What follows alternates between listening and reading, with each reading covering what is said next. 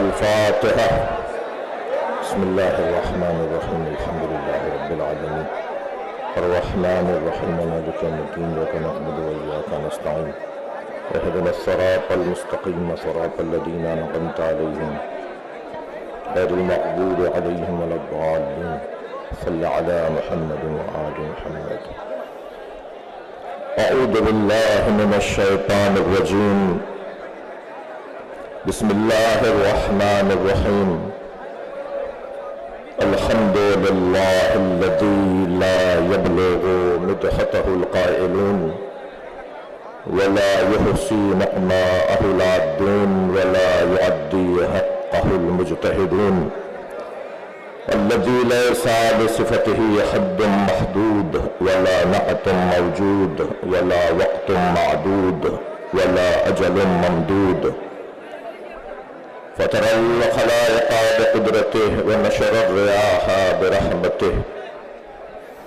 الصلاة والسلام على الرسول المسدد المصطفى العنجد المحمود الأحمد سيدنا ومولانا ومولى الكونين جد الحسن والحسين وعاني أبا القاسم محمد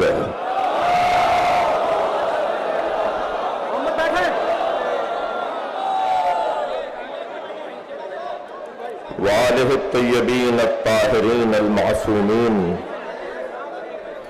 الذين قال الله إنما يريد الله ليذهب عنكم الرجس أهل البيت ويطهركم تطهيرا.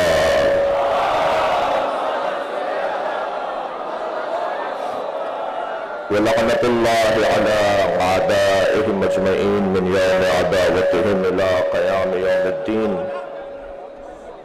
أما بعد، قال الحكيم في قرآن الكريم: بسم الله الرحمن الرحيم.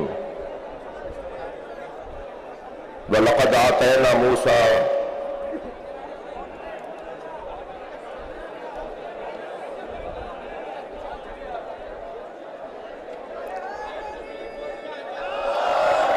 بسم الله الرحمن الرحيم.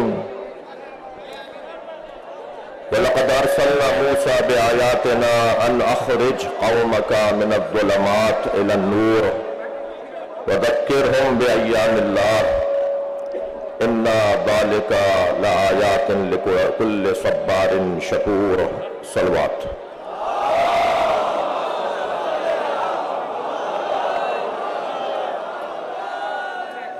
سورہ مبارکہ مریم، سورہ مبارکہ مریم کے علاوہ سورہ مبارکہ ابراہیم ایک لہجے کی 2 جگہ آیات. وَلَقَدْ أَرْسَلْنَا مُوسَى بِآيَاتِنَا، اور بتحقیق ہم نے موسیٰ کو بھیجا ہے. بھیجے ہوئے اور ہوتے ہیں، نکالے ہوئے اور ہوتے ہیں.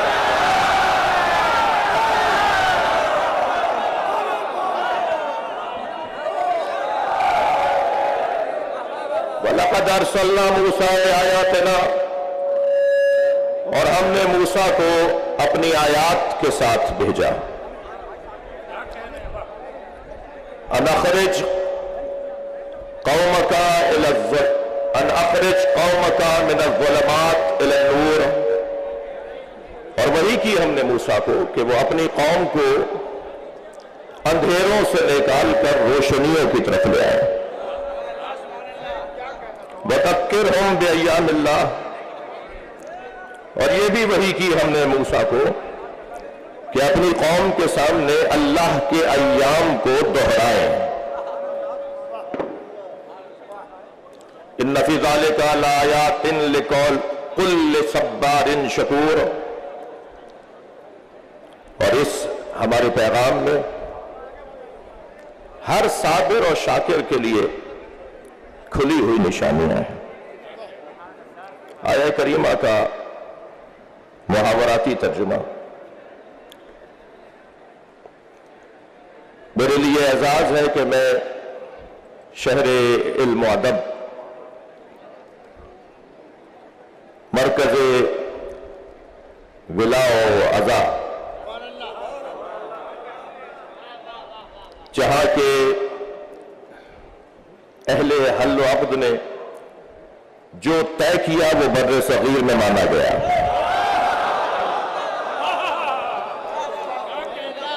ایک ایسی سرزمین جس سرزمین کی فضا میں علم ہے، ایک ایسی سرزمین جہاں سانس لینے والا ادیب کہلاتا ہے.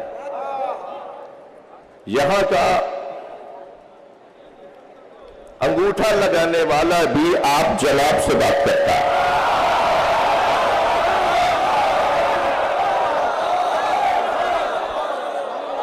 لکھنؤ کے لیے نہیں، میرے لیے اعزاز ہے کہ میں سرزمین لکھنؤ میں تاریخی امام باڑہ آصف الدولہ المعروف بڑا امام باڑہ، اس میں خطاب کے لیے حاضر ہوا ہوں. یہ میری عزت ہے، اور شاید یہ منظر جو میں اپنے وطن میں سال میں 2-4 مرتبہ دیکھتا ہوں، مخصوص ایام میں اس طرح کا رنگ تیار ہوتا ہے. یہ ایک بہت بڑا پیغام ہے. یہ سب خاموش رہ کے پیغام دے رہے ہیں کہ دونوں وطنوں کے لوگوں میں محبت ہے.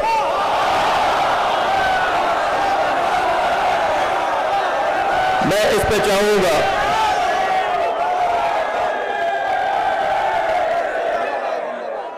اور گویا میں آج اس طرف سے اس طرف محبتوں کا سفیر بن کر آیا ہوں، اور یہاں کی محبتیں شاید ہی میرے وطن کے کسی شہر میں اس وقت کی مجلس نہ سنی جا رہی ہو. تو اگر میں یوں کہہ دوں کہ یہ مجلس صرف لکھنؤ میں نہیں ہو رہی، یہ مجلس بر صغیر میں ہو رہی ہے.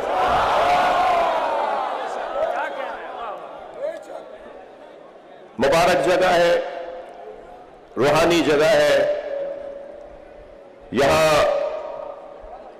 مانگی جانے والی دعا یقیناً مستجاب ہے. میں ممنون احسان ہوں خطیب اکبر مولانا مرزا محمد اطہر نور اللہ مرقدہ الشریف، خطیب العرفان مولانا اشفاق مرزا اشفاق نور اللہ مرقدہ الشریف کے خانوادے کا، خاص طور پر میرے بھائی جو ہندوستان کے لاکھوں دلوں میں رہتے ہیں. یہ اگر ایک آواز دیں تو اس ملک کے مسلمانوں کو جوڑ سکتے ہیں، اور ایسا مشاہدے میں ہے. مولانا مرزا محمد یعصوب عباس اور جانشین خطیب اکبر مرزا مولانا اعجاز اطہر، میں ان کے بھائیوں کا، ان کے خانوادے کا ممنون ہوں. ابھی خاص طور پر صدر دروازے سے یہاں تک آنے میں جن محبتوں کا میں نے مشاہدہ کیا، شاید مجھے مرنے کے بعد بھی کام آئیں گی.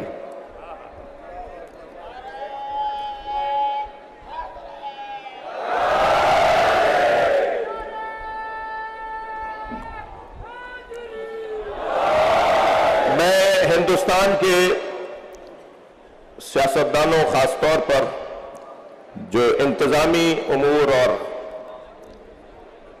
ملک کے حفاظتی ادارے ہیں، انہیں بھی اپنے دل میں خاص محبت کے ساتھ رکھ کر جاؤں گا کہ انہوں نے آج کی اس مجلس کے انعقاد میں کسی بھی طرح کی رکاوٹ کو خاطر میں نہ لا کر مجلس کے انعقاد میں تعاون فرمایا. وقت گزر جاتا ہے، کام رہ جاتا ہے، اور کام بھی گزر جاتا ہے، علم رہ جاتا ہے۔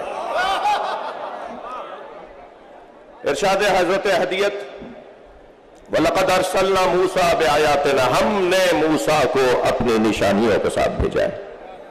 میرے جوانوں، تمہاری محبت تو میرا بہت بڑا سرمایہ ہے۔ حضرت موسیٰ کو اللہ نے آیات کے ساتھ بھیجا ہے، تیاری کے ساتھ بھیجا ہے۔ قرآن فارمولوں کی کتاب ہے، قرآن اصولوں کی کتاب ہے۔ قرآن ہر نبی کے ساتھ یہ نہیں کہے گا، اللہ ہر نبی کے ساتھ یہ نہیں کہے گا کہ ہم نے اپنی آیات کے ساتھ بھیجا ہے۔ اگر ایک نبی کے ساتھ بھی یہ کہہ دیا گیا کہ ہم نے بھیجا ہے، تو اس کا مطلب یہ ہے کہ یہ زمین ان کا وطن نہیں ہے، وہ کہیں اور سے آئے ہیں، لہذا ان کا وہاں جانا کمال ہے، مگر اس سے بڑا کمال ان کا یہاں رہنا ہے۔ میں اگر اپنے الفاظ کو اور روشن تر کہوں کہ نبی کا معراج پہ جانا کمال تھا، اس لیے کہ قرآن مجید نے سبحان الذی اسری بعبدہ کہہ کر نبی کی معراج کو یاد کیا ہے۔ نبی کا معراج پر جانا کمال تھا، مگر نبی کا زمین پر رہنا اس سے بڑا کمال تھا۔ مجھے ایک بزرگ عالم دین کے دو مصرے یاد آ رہے ہیں۔ وہ فرماتے ہیں کہ ایک شب کا ذکر کیا ہے جانے والے عرش پر، ایک شب کا ذکر کیا ہے جانے والے عرش پر، تیری ساری زندگی معراج ہی معراج ہے۔ لہذا ان کا وہاں جانا یقیناً، اور وہ علامہ حلی نے تو 100 سے زیادہ معراجیں لکھی ہیں، وہ جو جب چاہتے تھے چلے جاتے تھے۔ تو کیا خوب جملہ کسی بزرگ سے میں نے سنا کہ وہ جب چاہتے تھے چلے جاتے تھے۔ وہ جو قرآن میں معراج کا تذکرہ ہوا ہے وہ آفیشل سفر تھا، وہ سرکاری سفر تھا۔ تو یہ وہاں سے بھیجے گئے ہیں، یہ وہاں سے آئے ہیں۔ ایک نبی کے ساتھ اگر کہہ دیا کہ یہ وہاں سے ہم نے بھیجے ہیں، اور بھیجے بھی نشانیوں کے ساتھ ہیں، تیاری کے ساتھ ہیں، ایسے ہی اگر ایک نبی ماں کی گود میں یہ کہے کہ میں نبی ہوں، تو کیا ضروری ہے کہ ہر نبی کے ساتھ یہ لگایا جائے کہ یہ جب دنیا میں آتے ہیں تو وہاں سے نبی بن کر آتے ہیں؟ حضرت عیسیٰ علیہ السلام کی مادر گرامی سے کہا گیا کہ یہ بچہ کہاں سے لے آئیں؟ تمہارے تو باپ بھی ایسے نہیں تھے، تمہاری تو ماں بھی ایسی نہیں تھی۔ اور ادھر حضرت مریم کو کہہ دیا گیا کہ آپ چپ کا روزہ رکھیں، آپ کا کام خاموش رہنا ہے۔ ہمیشہ خاموش رہنے والا جاہل نہیں ہوتا۔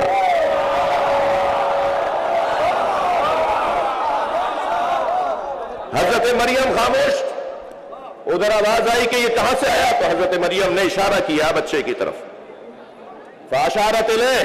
تو ایک مرتبہ ان لوگوں نے جنہوں نے حضرت عیسیٰ کو اپنے بچوں کی طرح سمجھا تھا،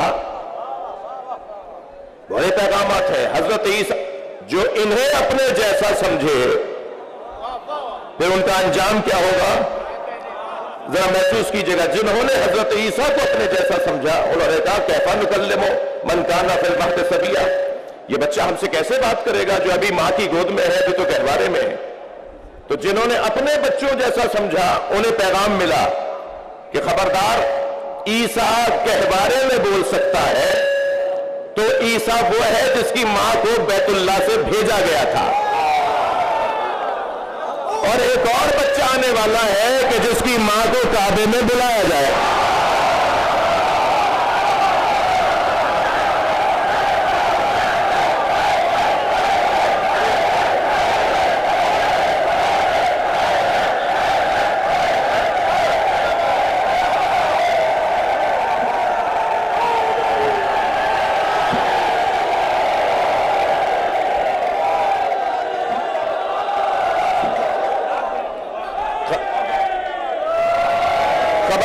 خبردار، اتنا بڑا مجمع، ہم میں کوئی نبی رسول امام تو نہیں ہے، اتنا بڑا مجمع ہم میں کوئی معصوم تو نہیں ہے۔ یہ جو ایک جیسے ہیں انہیں اللہ نے ایک جیسا نہیں بنایا۔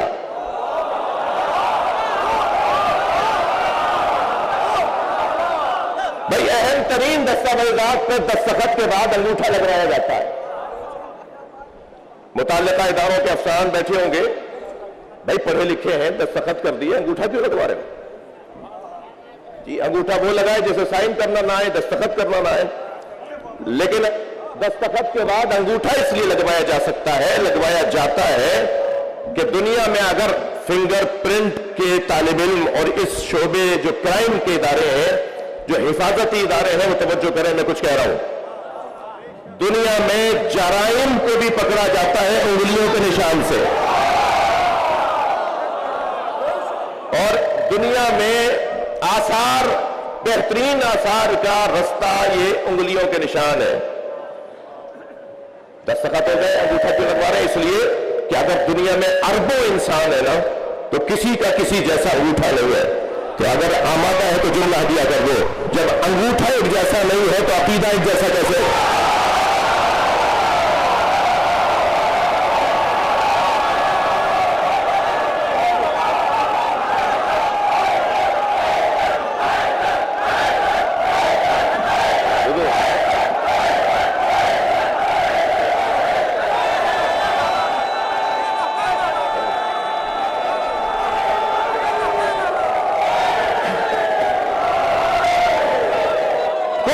نہیں ہے.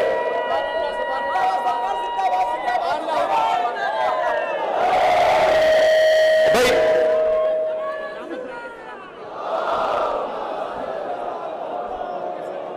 اسکول میں 2 بچوں نے داخلہ لیا. میں ایک تصویر دکھانے جا رہا ہوں. کچھ لوگ ہیں مساوات پسند, کچھ ہیں عدل پسند, اور ہم ہیں مواسات پسند. مساوات, عدل, اور اس سے زیادہ بڑی جگہ, اس سے بڑا مرحلہ ایمان کردار وہ ہے مواسات. حضرت عباس کا لقب ہے المواسی. ہم علم چومنے والے لوگ ہیں. مساوات دیکھیں, اسلام دین مساوات نہیں ہے.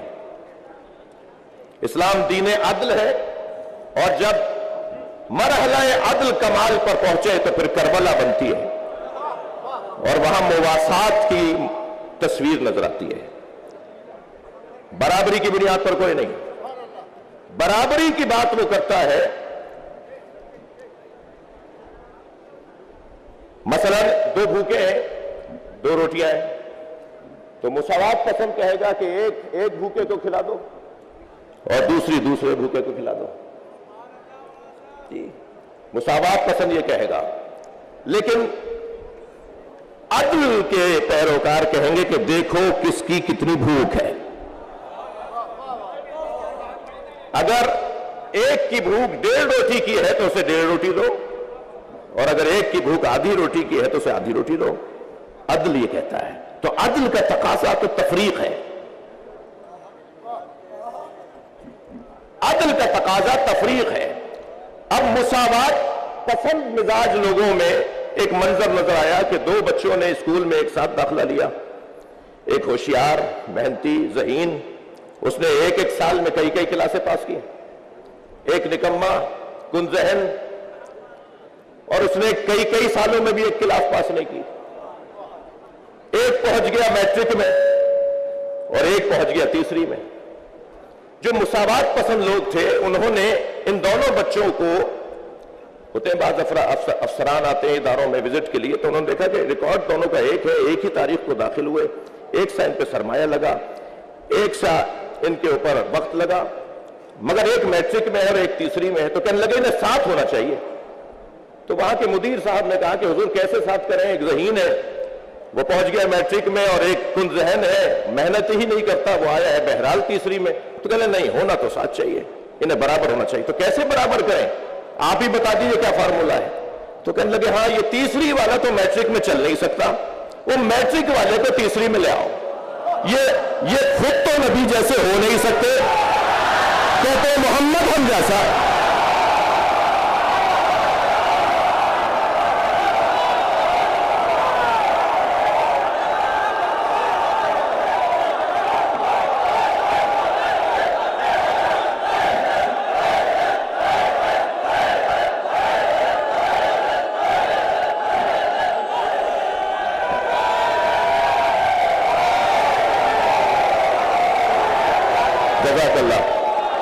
جزاک اللہ، زندہ باد۔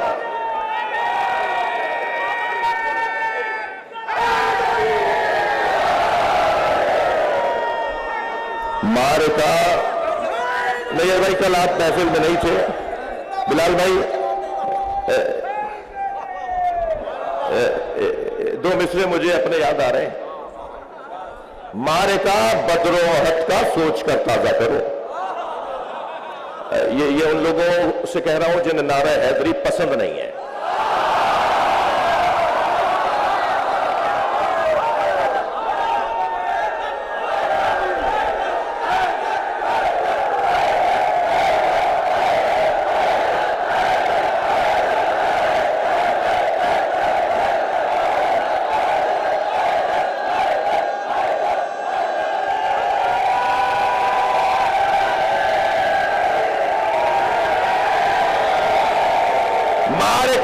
بدر و احد کا سوچ کر تازہ کرو۔ معرکہ جو میرے عزیز دور ہیں اور بالکل دوسرے لان میں پارک میں تشریف فرما ہے، میں ان کو دور سے دیکھ رہا ہوں، سلام پیش کرتا ہوں اپنی بچیوں کو، بہنوں کو، ماؤں کو، قوم کی ماؤں کو اور یہاں شریک تمام افراد کو۔ معرکہ بدر و احد کا،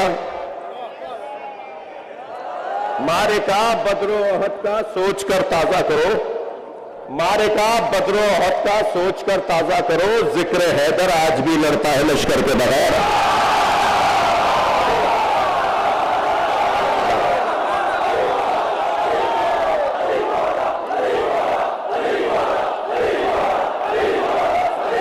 اب مجھے اس بات کا بھی خوف ہے کہ جو میں نے سوچا ہے اسے پڑھنے سے کہیں رہ نہ جاؤں، لیکن میرا یہ بھی دل کہہ رہا ہے کہ ان جوانوں کے جو دل کی آواز ہے اس پہ کچھ بات ہو،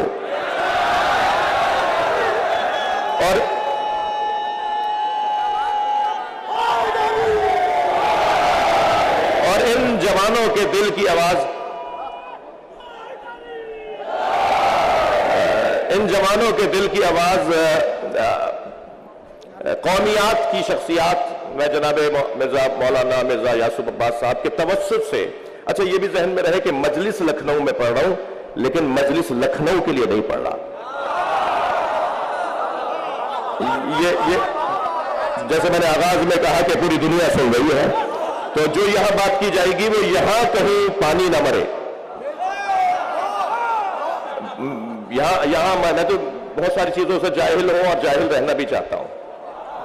مجھے بعض اوقات کان میں کچھ بتایا جا رہا ہوتا ہے تو میں کہتا ہوں کہ حضور مجھے معاف رکھو، جاہل رہنا اچھا ہے، عالم رہنا تو صرف علی کی شان ہے۔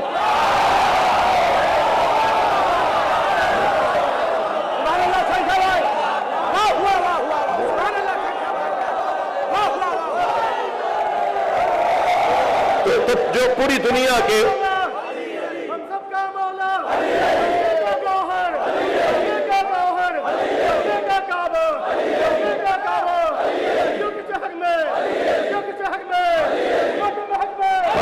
ماشاءاللہ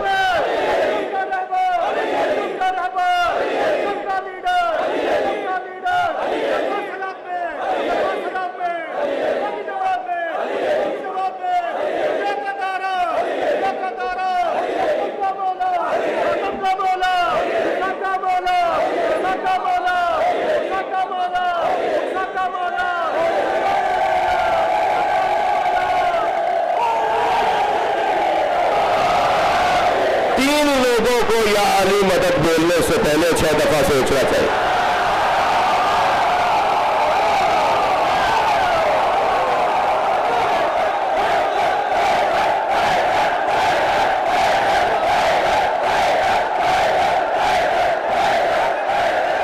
لکھنؤ ہے، انہیں تو صراحت کی ضرورت ہی نہیں ہے، بیٹھ جاؤ۔ جی یہ لکھنؤ ہے، یہاں صراحت کی ضرورت ہی نہیں ہے۔ اور جو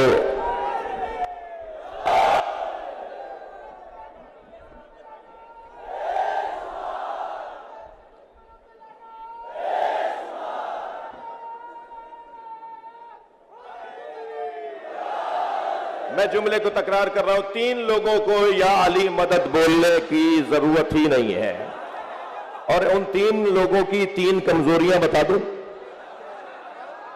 6 دفعہ سوچنا چاہیے ان افراد کو، کیا ضرورت آ رہی ہے تمہیں، تم اہل ہی نہیں ہو یا علی بولنے کی۔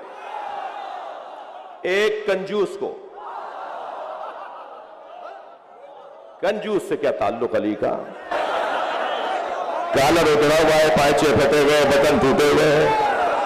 کون صاحب ہے جی؟ لکھنؤ میں ان کی فلاں مارکیٹ میں 10 دکانیں ہیں۔ جو اپنے پر پیسہ نہیں لگاتا وہ امام بارگاہ میں کیا لگائے گا؟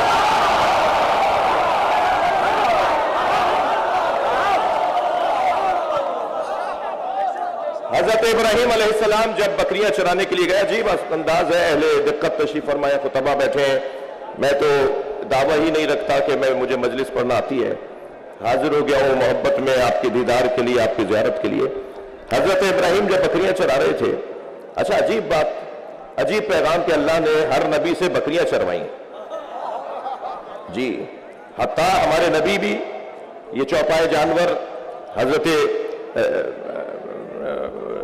اپنے کمسنی کے عالم میں ہر نبی سے اللہ نے، تو آیت اللہ اشتہاردی کا بڑا حسین جملہ ہے، ایک اللہ کے عارف عالم دین، وہ فرماتے ہیں کہ اللہ نے نبیوں سے بکریاں اس لیے چروائیں کیونکہ بکری چرانے کے لیے اعصاب کا مضبوط ہونا ضروری ہے، اور جس کے اعصاب مضبوط ہو وہ جاہل انسانوں کو خوب پال سکتا ہے۔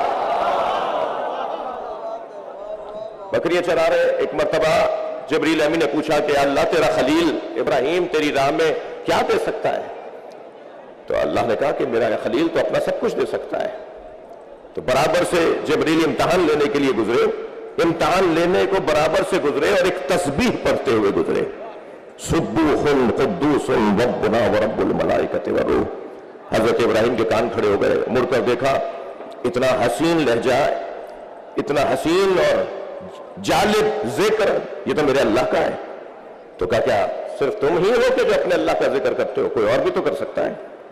کہا اسے ایک دفعہ اور سناؤ۔ تو کہا دو گے کیا اس کے بدلے میں؟ کہ میرے جتنے جانور ہیں میں آدھے دے دوں گا۔ ایک مرتبہ اور سنا دیا، آنکھوں میں آنسو بھر لائے۔ کہا اتنا اچھا ذکر، ایک دفعہ اور سناؤ۔ کہ آپ کیا دو گے؟ کہ جو رہ گئے وہ سب دے دوں گا۔ دیکھ لیا آپ نے، جس سے محبت ہوتی ہے اس کے نام پہ خرچ کرنے کو دل کرتا ہے۔ خبردار عزاداری امام حسین سے کم کر کے یتیموں اور بیواؤں کے لیے فنڈز قائم نہ کرو۔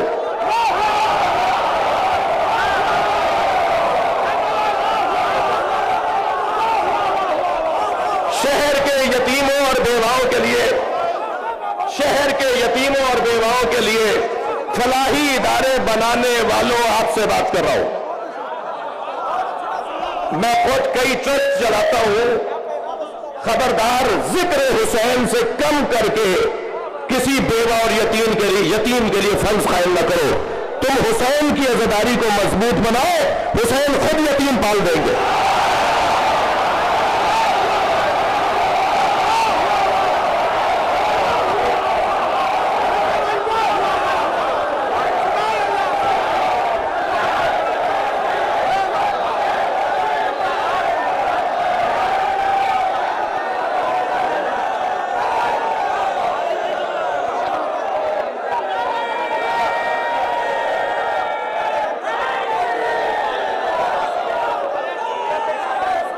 جتنا ہے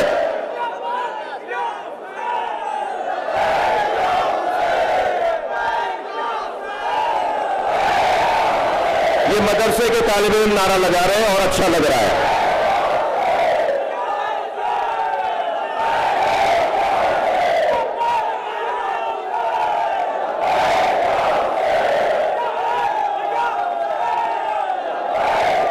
اچھا ایک ہم آواز ہو کے صرف 5 مرتبہ کہہ دیجئے، لبیک یا حسین۔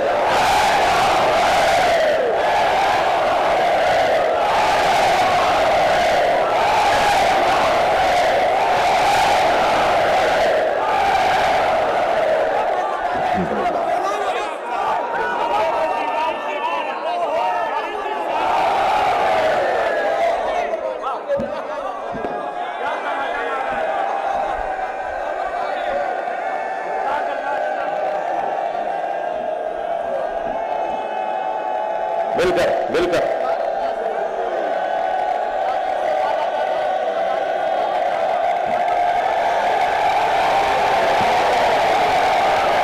یہ کوئی ہنر نہیں ہے کہ مجلس کی نیاز بنائی پکائی خود کھا لی. انہیں نیاز کھلائیے جو نیاز کھانے کو بدعت کہتے ہیں. اگر واپس کر دیں تو ناراض نہ ہو دوبارہ بھیجیے. اگر واپس کر دیں تو خفا نہ ہو اس سے بارہ بھیجیے. میں منبر پر بیٹھ کر قسم کھا کے کہہ سکتا ہوں چوتھی مرتبہ ان کی طرف سے نیاز آئے گی کہ ہم بھی شیعہ ہو گئے. اخلاق سے بہتر تبلیغ نہیں ہے. اور لکھنؤ بر صغیر کا ہے علمی ادبی ازائی ولائی مرکز. یہاں سے یہ بات بنتی ہے کہ میں کہہ دوں شیعہ امام حسین کی عزاداری کے مالک نہیں ہے. شیعہ امام حسین کی عزاداری کے مالک نہیں ہے. جہاں جہاں میرے عزیز تشریف فرما ہیں اور سن رہے ہیں میں ان سے مخاطب ہوں. شیعہ امام حسین کی عزاداری کے مالک نہیں ہے، نوکر ہے. اور نوکروں کو اپنی اوقات میں رہنا چاہیے. مالک کے مہمانوں کا خیال کرنا چاہیے. کسی نے دروازے پر کھڑا نہیں کیا میرے بھائی یاسب عباس نے، کوئی ٹیم کھڑی نہیں کی جو شناختی کارڈ چیک کرے کہ آنے والا شیعہ ہے، سنی ہے، ہندو ہے. در حسین پہ ملتے ہیں ہر مزاج کے لوگ.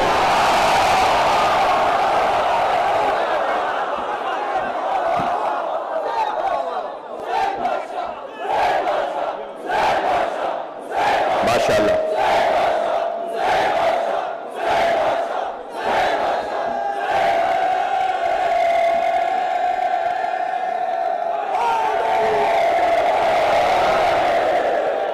یہاں جو جوان ہے مجھے لگ رہا ہے انہیں تکلیف ہے، یعنی تکلیف میں کھڑے ہیں. اگر کچھ جگہ بنا سکتے ہو تو انہیں لے لو اپنے ساتھ بٹھا لو. نہیں ہے؟ اچھا جی نہیں ہو پائے گا. مجلس اعضاء کو کسی اور عنوان سے تو تعبیر نہیں کیا جا سکتا، لیکن مجھے اجازت دیں اہل دل، اہل دقت، اہل منبر، اہل ادب کہ آج کی یہ مجلس کیونکہ خطیب اکبر کی مجلس برسی ہے تو آج کی یہ مجلس اعضاء کے ساتھ ایک قومی اجتماع ہے جس میں سب کو جوڑنے کی بات کی گئی ہے. اچھا آپ اگر میں مجلس کو آگے بڑھاؤں تو آپ کی توجہ چاہوں گا. تو 3 لوگوں میں پہلا فرض جسے 6 دفعہ سوچنا چاہیے مولا کا نام لینے سے پہلے وہ ہے کنجوس. دوسرا نام بتا دوں جس سے مجھے تو بہت نفرت ہے اور ہر حیدری کو ہونی چاہیے، اور اپنے درمیان سے ان کالی بھیڑوں کو نکال دو جو اس دوسری بیماری کا شکار ہے. اور وہ دوسری بیماری ہے کہ علی مولا کا چاہنے والا بزدل نہیں ہوتا.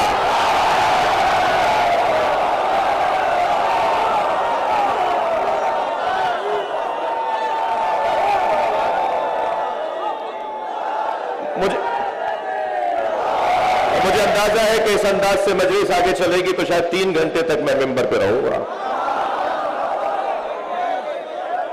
اب یہ نہیں معلوم کہ یہ آپ کا جواب تنقیدی تھا یا تعریفی تھا.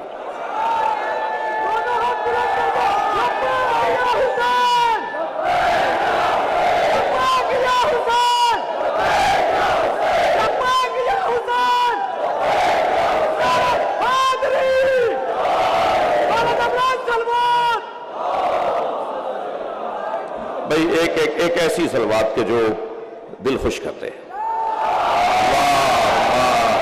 صلی علی محمد و آل محمد. اور یاد رہے صلوات میں محمد اور آل کو توڑنا نہیں ہے.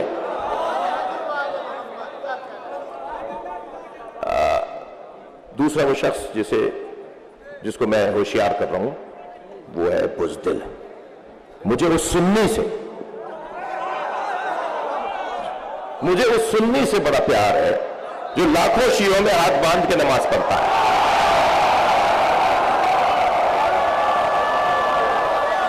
کربلا میں، مشہد میں، نجف میں، ہم جگہ جگہ دیکھ رہے ہوتے ہیں کہ لاکھوں شیعوں میں جگہ جگہ 5، 10، 20، 50 لوگ ہاتھ باندھے ہوئے نظر آ رہے ہیں. میں بات کر رہا تھا کہ بزدل کا کام علی کا نام لینا نہیں ہے. بزدل علی کا نام نہیں لے گا جی. بزدل علی کا نام لے گا تو پھر شجاع ہو جائے گا جی. تو وہ بڑا اچھا منظر ہوتا ہے کہ کہیں کہیں ہمیں جگہ جگہ نظر آ رہے. تو مجھے اس لیے کاظمی صاحب، اس لیے مجھے وہ سنی پسند ہے. آج بھی تشریف فرمائے، میں ان کا ممنون ہوں جو میرے سنی بھائی تشریف فرمائے. مدارس کے طالب علم بھی آئے ہوئے ہیں. میں ہاتھ نہیں اٹھوانا چاہتا ورنہ یہاں ووٹنگ ہو جائے گی. کچھ جوانوں نے ہاتھ اٹھائے تو میں اگر یہ ہو گیا تو پھر شیعہ کہیں گے ہم زیادہ تھے، وہ کہیں گے ہم زیادہ تھے. اور میں کہوں گا کہ سنی میری جان ہے، شیعہ میری آبرو ہے. ویسے بھی عزیزان گرامی، سین اور شین برابر ہیں. فرق تین نقطوں کا ہے.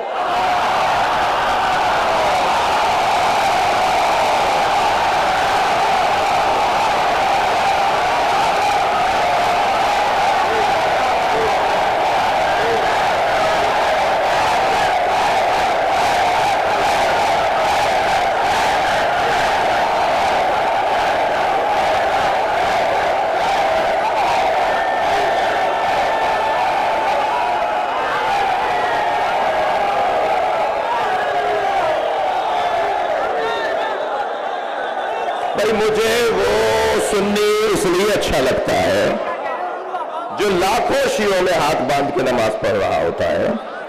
وہ مجھے اس لیے اچھا لگتا ہے کہ وہ ہاتھ باندھ کر بتاتا ہے شیعوں سے ڈرنا نہیں، یہ مارتے نہیں ہے. یہ بہت بڑا اعزاز ہے، یہ بہت بڑی عزت ہے کہ کسی قوم سے کوئی ڈرے نہیں. ہم سے کوئی ڈرتا نہیں ہے، یہ بہت بڑی عزت ہے. میں ہندوستان اور پاکستان کی ریاستوں سے بات کر رہا ہوں. دہشت گرد پاکستان میں ہو تو بھی غلط، دہشت گرد ہندوستان میں ہو تو بھی غلط. ان دونوں کا مسلک انسانیت دشمنی ہے. دہشت گرد کوئی مذہب نہیں رکھتا. خبردار کسی دہشت گرد کو نہ سنی نہ شیعہ کہیے گا نہ ہندو کہیے گا. کوئی ہندو دہشت گرد نہیں ہو سکتا، کوئی سنی اور شیعہ دہشت گرد نہیں ہو سکتا. دہشت گردی خود ایک مذہب ہے جن کا ہندوؤں سے تعلق نہیں ہے، جن کا سنیوں سے اور شیعوں سے تعلق نہیں ہے. بزدل لاکھوں شیعوں میں ہاتھ باندھ کے نماز پڑھ کر بتاتا ہے شیعوں سے ڈرنا نہیں. اور اس لیے بھی مجھے مولانا اچھا لگتا ہے وہ کہ وہ ہاتھ باندھ کر بتاتا ہے، وہ ہاتھ باندھ کر بتاتا ہے کہ جس دین کو میں نے سمجھا ہے اس پہ عمل کرنے کی جرأت بھی رکھتا ہوں. بھائی جملے کی قدر کیجیے گا. کوئی ہندو بھائی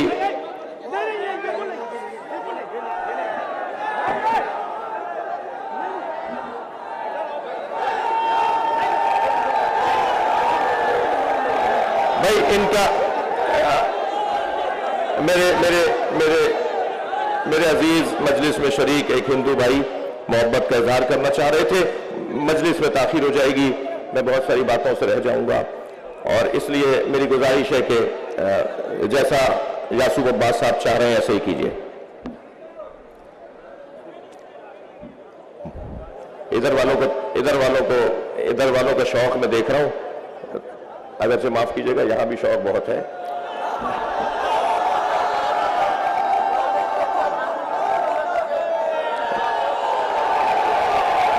بھائی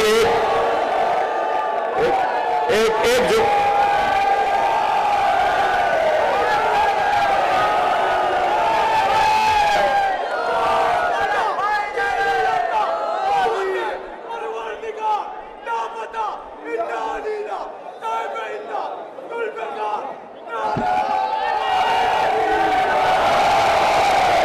مجھے وہ سنی بہت اچھا لگتا ہے جو لاکھوں شیعوں میں ہاتھ باندھ کے نماز پڑھتا ہے. मगर मुझे वो शिया इतना ही बुरा लगता है जो 4 सुन्नियों में हाथ बांध लेता है।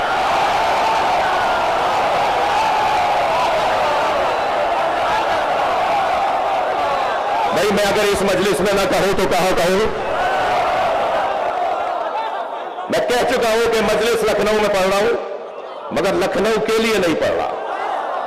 लिहाजा पूरी दुनिया के शियों को एक पैगाम यह है, हमारे अफसरान, हमारे पॉलिटिशियंस, हमारे जमींदारान, हमारे हैसियत रखने वाले लोग जब चाहते हाथ मांग लेते हैं।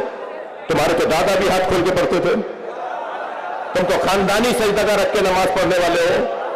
ये तुम्हें क्या हुआ, आज 21वें ग्रेड के अफसर बन गए तो तुमने हाथ मांग लिया?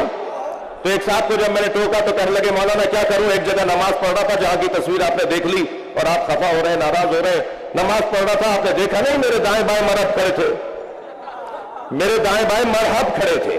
तो मैंने कहा आपको दाएं बाएं मरहब खड़े नजर आ गए, दिल में उतरा हुआ अली याद नहीं है?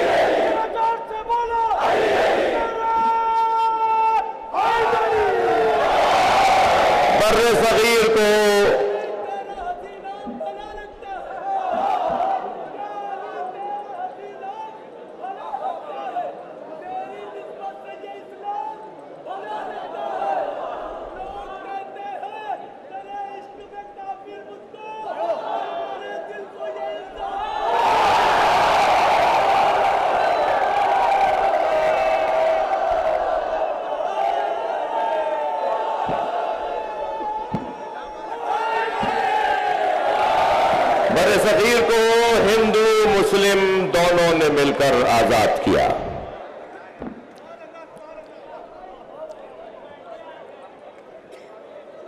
बर्रे सगीर हिंदुओं से आजादी दो कौमी नजरिए की बुनियाद पर हिंदू और मुस्लिम, लिहाजा मैं एक जुमला गुजरते हुए कह दूं कि हम तो उस अली के मानने वाले हैं जिस मौला ने हजरत मालिक अश्तर को खत लिखते हुए अहदनामा मालिक अश्तर में फरमाया, मालिक मैं जहां तुम्हें भेज रहा हूं वहां तुम्हारे 2 तरह के भाई हैं, इम्मा अखुल लका फिद्दीन, या तुम्हारे दीन में भाई हैं, दीनी भाई हैं, और नज़ीरुन लका फिल खल्क, या इंसान होने में तुम्हारे भाई हैं। लिहाजा इंसानियत की बुनियाद पर ईसाई हिंदू हमारा भाई, और दीनी बुनियाद पर यह फितरत है कि सुन्नी को सुन्नी से, शिया को शिया से, मुस्लिम को मुस्लिम से प्यार होगा। मगर जिस मयार पर मौलाए कायनात ने हमारे जहन को पहुंचा दिया, तुम एक बाजू अपना इस भाई को मानो, दूसरा बाजू अपना उस भाई को मानो, दोनों बाजुओं से जो काम होता है वो मुकम्मल ताकत का काम कहलाता है। लिहाजा जोड़ने की जगह है, ये तोड़ने की जगह नहीं है। मैंने वो एक मिसरा कह के शायद दूसरे मिसरे में बहुत मामूली सी तसर्रुफ हो कि दरे हुसैन पे मिलते हैं हर मिजाज के लोग, दरे हुसैन पे मिलते हैं हर मिजाज के लोग, ये दोस्ती का वसीला है, दुश्मनी का नहीं। लिहाजा सब यहां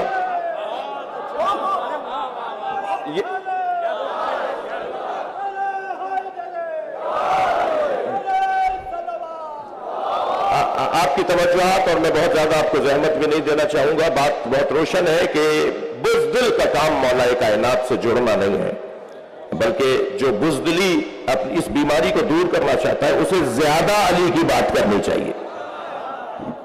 एक सरदार जी का मैं देख रहा था उनका बयान, वो कहने लगे मेरा पोता सुबह शाम उठते बैठते आते जाते उछलते कूदते آوازیں لگاتا ہے یا علی یا علی یا علی. تو میں نے اپنے پوتے سے پوچھا سردار جی کہہ رہے ہیں, میں نے اپنے پوتے سے پوچھا کہ تم یہ یا علی کی صدائیں کیوں لگاتے ہو؟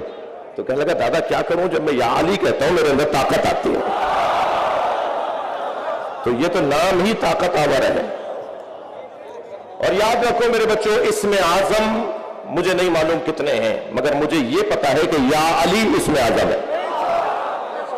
جی میرا دل کہہ رہا ہے بلال بھائی کہ یہ ایک بات ان بچوں کو منتقل کر دوں. مولا ایک سفر پہ روانہ ہے, تنہا سفر کرنے سے علی نے روکا ہے. تلاش میں ہے کہ کوئی ہم سفر مل جائے کہ اچانک ایک گھوڑ سوار نظر آیا. اس کے قریب جا کے پوچھا کہ کہاں کا ارادہ ہے؟ اس نے اپنی منزل بتائی تو حضرت نے فرمایا کہ ہم سفر ہو سکتے ہیں, میری منزل بھی وہی ہے. دو گھوڑ سوار, مولا اپنے دلدل پہ سوار. وہ جو سوار تھا وہ یہودی تھا اور اپنے دین کا عالم تھا. یہ سواریاں دوڑتے ہوئے ایک ایسی وادی سے گزری کہ جہاں رستہ زیر آب تھا. اس پار جانے کے لیے رستہ مسدود تھا, پانی گہرا ہے, اس جانب کیسے جائیں؟ تو اس یہودی نے اپنے سامان سے ایک چادر نکالی اور پانی پر پھیلا دی, اور کچھ پڑھا تو وہ چادر پتھر کی ہو گئی. یہ اپنا گھوڑا اس پار لے گیا. وہاں جا کے کہنے لگا میرے پاس تو اسم اعظم ہے, آپ کے پاس کیا ہے؟ حضرت نے اپنے دلدل کی گردن پر ہاتھ پھیرتے ہوئے فرمایا تم پانی پہ چل کے جاؤ گے. مولا کا گھوڑا پانی پہ چلتا ہوا اس پار گیا تو اسے تو تعجب دوبالا ہو گیا, دوہرا ہو گیا. کہنے لگا میرے پاس تو اسم اعظم ہے جو میں دریا پار کر گیا, پانی پار کر گیا, آپ کے پاس کیا ہے؟ حضرت نے فرمایا وہ اسم اعظم کیا ہے؟ کہنے لگا بتانے کی اجازت نہیں ہے, مگر میرے آپ اچھے ہم سفر ہیں اور باکمال ہیں, اس لیے میں بتا دیتا ہوں آخری نبی کے وصی کا نام. مولا نے فرمایا جس کا نام لے کے تم دریا پار کرتے ہو وہ علی میں ہوں. لہذا جتنا زیادہ ذکر مولا کائنات میں اپنا وقت لگایا جائے,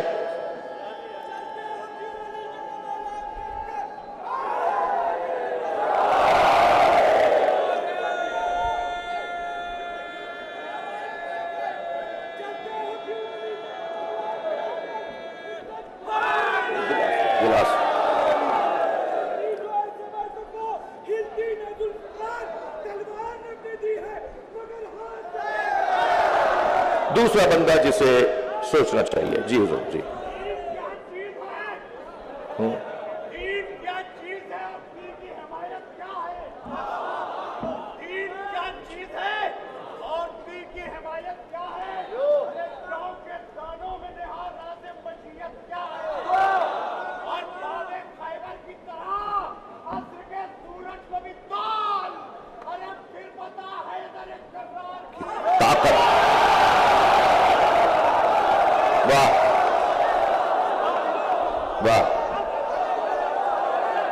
بھئی لکھنؤ کی مجلس ہے, سماعت تو ایسی ہونی ہے. دوسرا وہ بندہ جسے کنجوس کہتے ہیں اس کا, دوسرا وہ بندہ جسے بزدل کہتے ہیں اس کا مولا علی سے کوئی تعلق نہیں ہے. تیسرا جسے 6 دفعہ سوچنا چاہیے وہ ہے تنگ نظر, چھوٹے دماغ والا, محدود سوچ والا, فصیلیں اٹھانے والا, دیواریں کھڑی کرنے والا, لڑانے اور لڑنے والا, جس کا کام سوائے فاصلے ڈالنے کے کوئی اور نہ ہو. مولا کی بارگاہ میں صرف علی کے چاہنے والے نہیں آتے تھے, حتیٰ مولا کی بارگاہ میں تو وہ لوگ بھی ہوتے تھے جو خود مولا کائنات کو نہیں مانتے تھے. کتنا مشہور خطبہ ہے حمام. جب حمام ابن عبادہ نے کہا صف لنا یا علی صف لی المتقین کأننی نرا, مولا مجھے متقین کی صفات بیان کر کے بتائے اور ایسے وہ فرمائے کہ گویا میں اپنی آنکھوں سے متقین کو دیکھ رہا ہوں.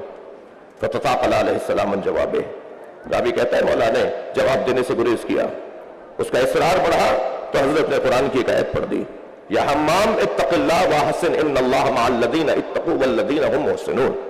اے حمام تقوی پروردگار اختیار کرو اور نیکوکاروں کے ساتھ رہو, اللہ نیکوکاروں کے ساتھ ہے. یہ جب حضرت نے کہہ دیا تو راوی کہتا ہے کہ فلم یقنا حمام کھانے نہیں ہوا. جب حمام کھانے نہیں ہوئے تو مولا نے پھر خود ارشاد فرمایا, 110 صفتیں متقین کی بیان فرمائی.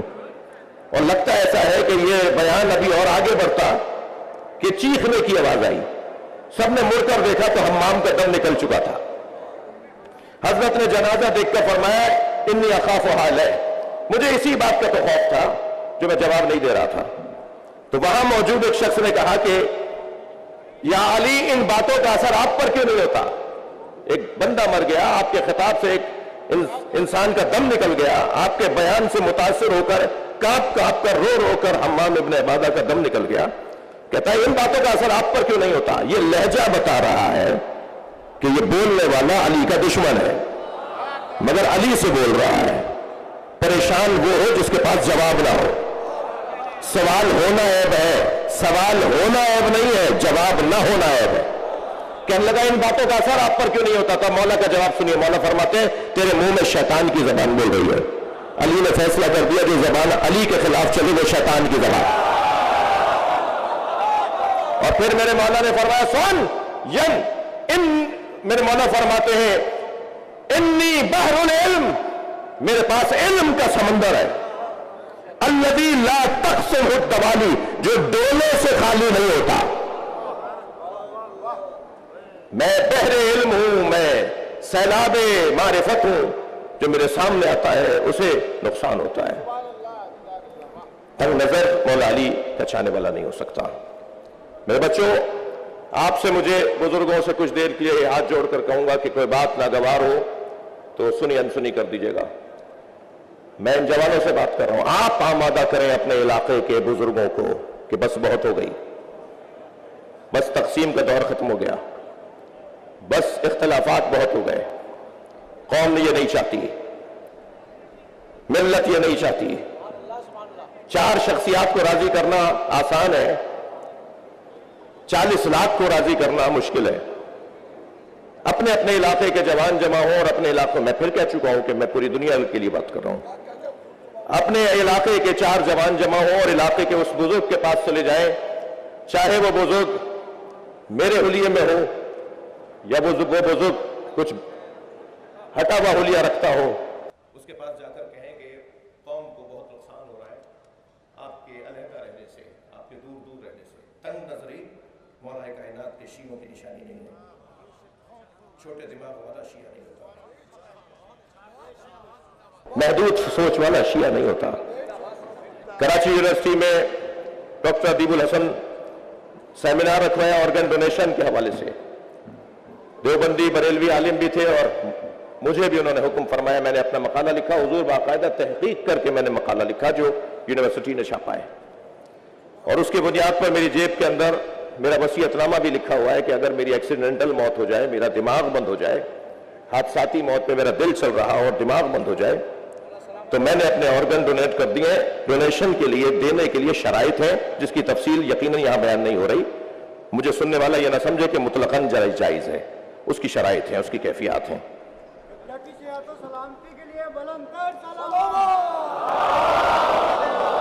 تو نہیں بھائی، ایک صاحب اللہم صلی علی محمد وعلی محمد، ایک صاحب فرمانے لگے مولانا اگر میرے گردے کسی سنی کو لگ گئے، ایک نے تو حد ہی کر دی، کہنے لگا میری آنکھیں اگر کسی سنی کو لگ گئی، ایک اور کہنے لگا میرا دل اگر کسی ہندو کو لگ گیا۔ اچھا، سری لنکا والوں کی اور مغربی دنیا والوں کی آنکھیں خوب لگوا رہے ہیں ہم لوگ۔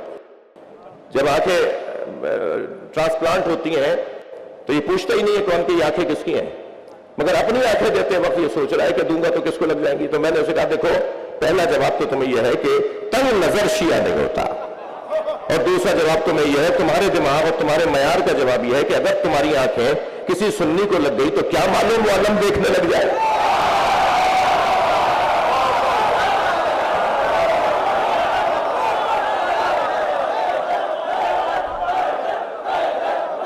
مل کر کے آخر والے بھی، سیدھے ہاتھ والے بھی۔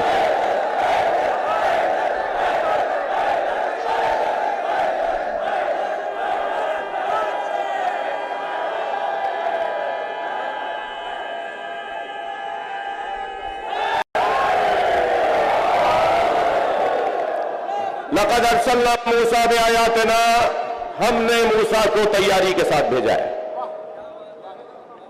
ہمیں تیار کر کے موسیٰ کو بھیجا ہے۔ کیوں؟ ان اخرج قومک ہم نے وہی یہ کی کہ اپنی قوم کو نکالیں من الظلمات الی النور، اندھیروں سے نکالیں۔ خطیب اکبر کا ایک کمال 56 سال تک ایک جگہ مجلس پڑھنا، پھر ساری زندگی سوائے ذکر اہل بیت کے کوئی اور مشغلہ نہ ہونا، جی یہ کمال ہے خطیب اکبر کا۔ یہ کام ہے ظلمات سے نکال کر نور کی طرف لے جانا۔ اہل دقت تشریف فرمائے، اللہ نے نور کی جمع بیان نہیں کی، ظلمات ضرور بیان ہوئی، ضد ضرور جمع بیان ہوئی ہے، مگر نور کی جمع نہیں ہے، اس لیے کہ اندھیرے بہت سے ہوتے ہیں۔ جہالت کا اندھیرا ہوتا ہے، حسد کا اندھیرا ہوتا ہے، دوست کا اندھیرا ہوتا ہے، جی اناد کا اندھیرا ہوتا ہے، تعصب کا اندھیرا ہوتا ہے، اندھیرے بہت سے ہوتے ہیں۔ اور یاد رکھو میرے بچوں، شخصیت کو قتل کرنے کے لیے گرم اسلحہ استعمال میں نہیں آتا۔ شخص کو گرم اسلحے سے مارا جاتا ہے، مگر شخصیت گرم اسلحے سے نہیں ماری جاتی۔ شخصیت جن اسلحوں سے ماری جاتی ہے ان میں سب سے پہلا اسلحہ جہالت ہے۔ جہالت ایک اسلحہ ہے جو شخصیت کش ہے۔ شخصیت کش اسلحے کو آج ایک جملے میں مارنے کی کوشش کرو۔ اگر کوئی اس بیماری سے اور اس مرض سے اور اس خامی سے بچنا چاہتا ہے تو خبردار دور دور نہ رہے، قریب آ کر بات کرے، مجلس میں آ کر بات کرے، اور جب مجلس میں آ کر وہ بات کرے گا اور بیٹھے گا اور سنے گا تو اس کی جہالت دور ہوگی۔ جہالت شخصیت کش۔ ایک کتاب دو مجھے، کتاب دو۔ میں کل ایک صاحب سے بات ہوئی، میں نے کہا میں پابند نہیں ہوں کہ میں آپ کو وضاحتیں دوں، مجھے کسی کو وضاحت دینے کی ضرورت نہیں ہے، میرا ضمیر مطمئن ہے، میری بیوی مجھ سے راضی ہیں، جس کا ایک جلوہ ہے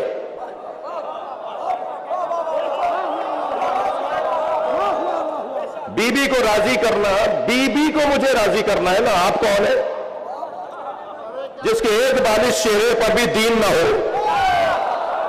وہ چاہ رہا ہے کہ میں اسے راضی کروں، تو میں کسی کا پابند نہیں ہوں۔ میں تو اپنے ضمیر کا جو ہے وہ ذمہ دار ہوں کہ میں اسے مطمئن رکھوں کہ میرا ضمیر مطمئن ہے، میری بیوی راضی ہے۔ ہاں ٹھیک ہے، مجھے اس پوری 8 منٹ کی گفتگو میں جس میں 1 منٹ کی گفتگو کو کاٹ کر چلایا جاتا ہے، اس میں کہتا ہوں کہ مجھے ایک جملہ نہیں کہنا چاہیے تھا، لیکن اس کے پس منظر میں حالات جو تھے وہ آپ کو کیا پتا۔ ہمارے اس بیان سے ہمارے ملک میں پہلی محرم کو کسی کا جلوس نکلنا بند ہو گیا، تو یہ خدمت شمار کی جائے گی یا اس کو موقع تلاش کر کے رکاوٹیں ڈالنے کی کوشش کی جائیں گی؟ میں کسی کا پابند نہیں، مگر ممکن ہے اب بھی میرے بعض دوست کہے کہ آپ کو ضرورت کیا تھی اس بات کو لانے کی۔ میں نے شاید بعض دوستوں نے کہا بھی کہ آپ یہ بات کیا ضرورت آ رہی کرنے کی، لیکن مجھے وہ نہیں، یہ عزیز ہے۔ ان بچوں کے، ان جوانوں کے ذہنوں میں جو غلط فہمی ڈالی جاتی ہے، وہ کیا کہا، کس نے کہا، کاٹ پیٹ کر کیا سنایا گیا، میں تو اس کتاب کا ذمہ دار ہوں جس کے بعد 1000 شیعہ ہو چکا ہے، اور اس میں لکھا ہے کہ سیدہ کے ساتھ کیا ہوا۔ 46 کتابیں دکھائی ہیں، اس میں عکس موجود ہیں، میں یاسوب عباس صاحب کو دے کے جا رہا ہوں۔ سیدہ کے دفاع میں تو میرا یہ کام ہے، وہ نہ جانے آپ نے کیا سن لیا۔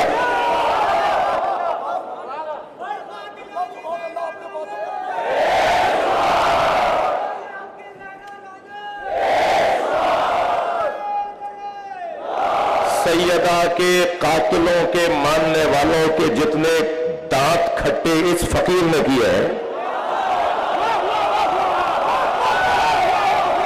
آپ کے ہندوستان سے ایک بیان جاتا ہے، شہنشاہ حسین نقوی کی خطرناک تقریریں ہوتی ہیں، وہ یہاں کا کوئی مولوی صاحب ہے، اور کیا خطرناک تقریریں ہوتی ہیں، اس کی روزانہ کوئی نہ کوئی شیعہ ہو رہا ہے۔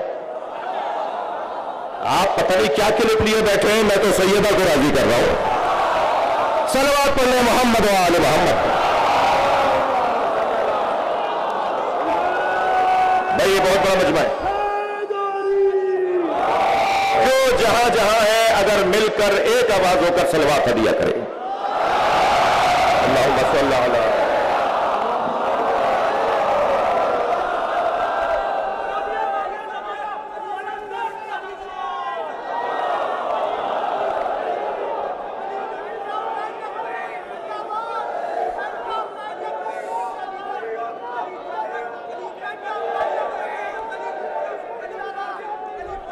सुनो इसे, सुनो इन्हें, सुनो।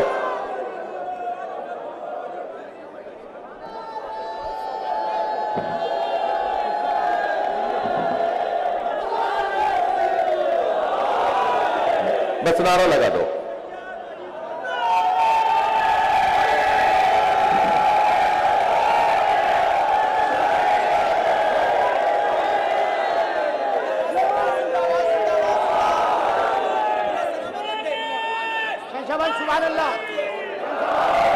मैं फिर कह रहा हूं कि ये किसी के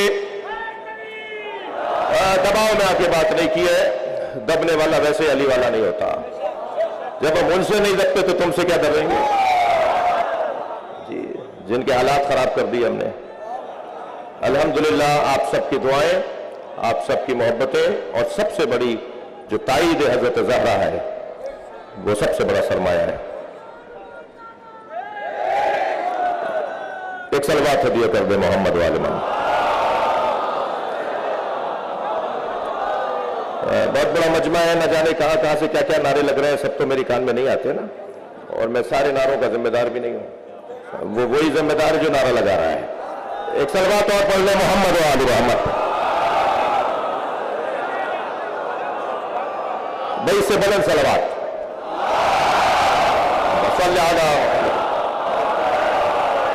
भाई मीर अनीस की कब्र तक आवाज पहुंचे सलवात की।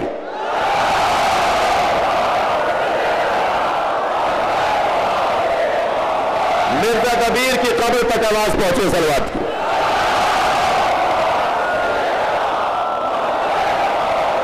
और खतीब अकबर की कब्र तक आवाज पहुंचे सलवात की।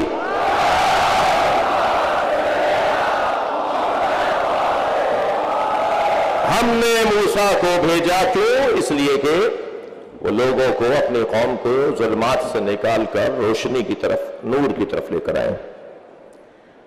ज़क्किरहुम बिअय्यामिल्लाह।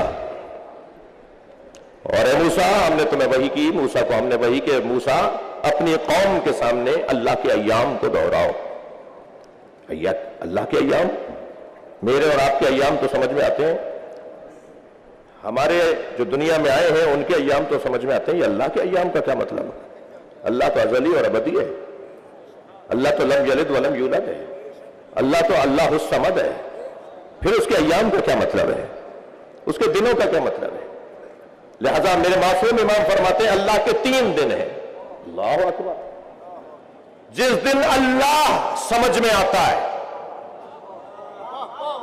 जिस दिन अल्लाह मानना मजबूरी हो जाएगी, जिस दिन, मैं हिंदू बिरादरी से बात कर रहा हूं, जिस दिन अल्लाह को मानना, कौन सा अल्लाह? वो अल्लाह जो मुस्तफा ने समझाया। अपने हाथ का अल्लाह नहीं, अपनी पसंद का अल्लाह नहीं, वो अल्लाह जो अली ने समझाया, वो अल्लाह जिसकी कनीज़ खास फातिमा ज़हरा है। मैं अल्लाह की बात कर रहा हूं, अपने हाथ का अल्लाह नहीं। ये इंसान बड़ा अजीब है। यह हर बात कमाल को अल्लाह बोल देता है।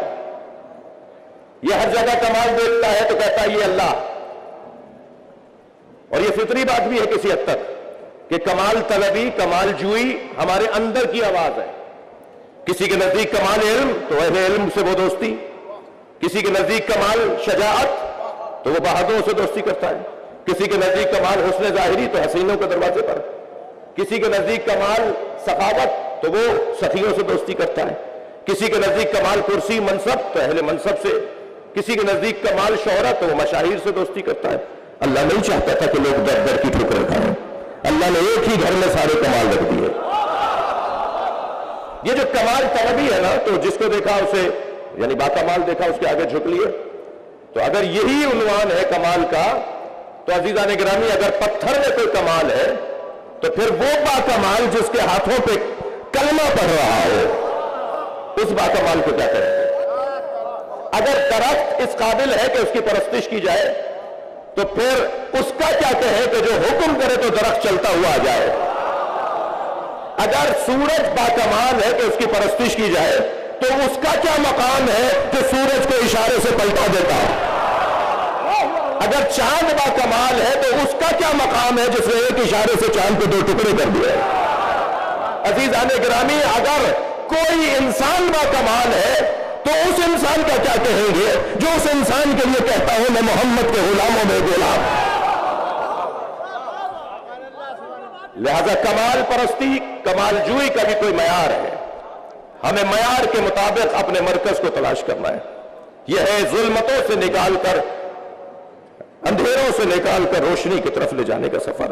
وہ جو اللہ کے ایام ہیں، جن ایام میں اللہ پہچانا جاتا ہے، اللہ جانا جاتا ہے، اللہ مانا جاتا ہے، وہ ایام کون سے ہیں؟ ان میں معصوم فرماتے ہیں وہ یوم اللہ یوم ظہور ہے، معصوم فرماتے ہیں وہ یوم اللہ یوم القیامہ ہے، مگر تیسرا دن سن لیجئے، معصوم فرماتے ہیں وہ یوم اللہ یوم عاشورہ ہے، یوم عاشورہ یوم اللہ ہے، جس دن اللہ مانا جاتا ہے۔ ایک بڑا مضبوط جملہ ہے، اللہ ان کی روح کو شاد کرے۔ اللہ ہے پر انگنت دلیلیں ہیں، کتنی دلیلیں چاہیے؟ اللہ ہے پر انگنت دلیلیں ہیں، مگر سب سے بڑی دلیل اللہ ہے پر عصر عاشور حسین کا اطمینان۔ یہ اللہ ہے۔ رخسار سرخ ہو رہے تھے امام حسین کے، رخساروں کی سرخی اطمینان قلب کی علامت ہے، چہرے کا پھیکا پن اضطراب کی علامت ہے، اور یہ رخساروں کی سرخی اور بڑھتی چلی گئی جب میرے مولا نے لاشوں پر لاشیں اٹھائے۔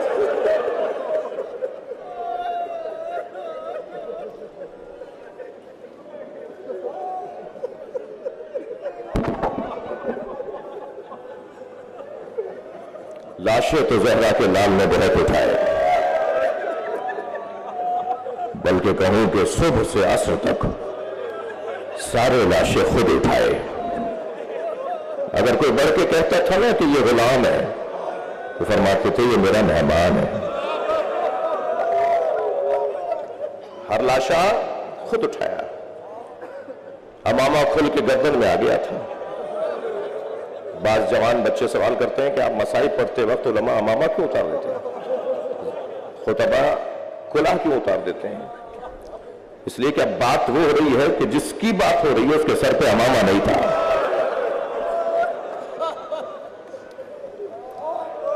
تصور تو کیجئے کتنے لاشیں اٹھائے امام حسین نے۔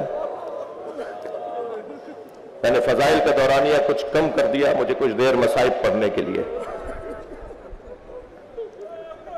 لاشیں بہت اٹھائے۔ حر کا بیٹا علی ابن حر علیہ السلام، جب اس نے اپنے بابا کو آواز دی نا کہ بابا میری مدد کریں، گرز لگ چکا تھا، گھوڑے سے گر گیا تھا، تو اولاد والوں جان سکتے ہو، جانتے ہیں نا کہ اگر اس حالت میں اولاد ماں باپ کو پکارے تو وہ جو بستر پہ لیٹا باپ ہوتا ہے نا، وہ کم سے کم بستر سے گر کے بتاتا ہے کہ بیٹا میں اتنا کر سکتا تھا۔ جی، اور کتنی جلدی پہنچا ہوگا اپنے بیٹے کے لاشے پر۔ ایک مرتبہ دل کی دھڑکنیں بڑھ جاتی ہیں کہ جب ہور پہنچا تو کیا دیکھا، حسین لاشیں اٹھا چکے۔ بڑھ کر کا مولا یہ غلام زادہ ہے۔ امام نے فرمایا ہور جوان کی میت باپ نہیں اٹھاتا۔ اللہ اکبر، کیا قاعدہ دیا میرے مولا نے؟ فرمایا جوان بیٹے کی میت باپ نہیں اٹھاتا۔